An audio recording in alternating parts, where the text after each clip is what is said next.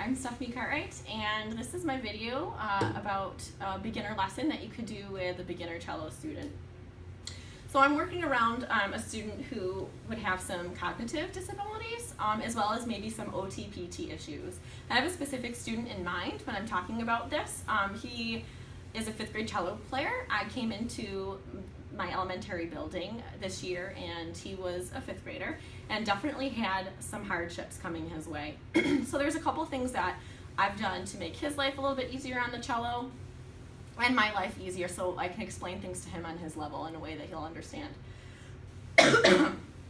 So my first example is, a lot of times you start beginner cello students with plucking without using the bow. So one way you could help them is kind of do a color-coded system. I like to start a lot of my string students with hot cross buns and burnt buns. So for instance, I could say yellow, orange, and then nothing.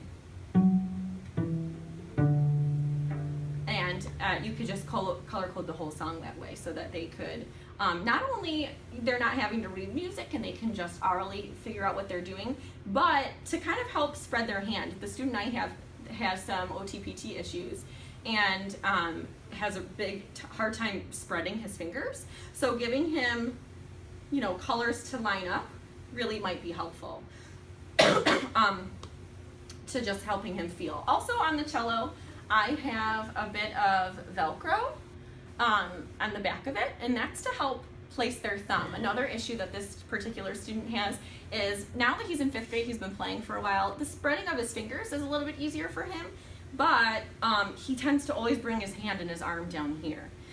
So having something on the back of the cello reinforces texturally where his hand should be, and that helps him so that he's not always looking back and forth and having to look at the different tapes.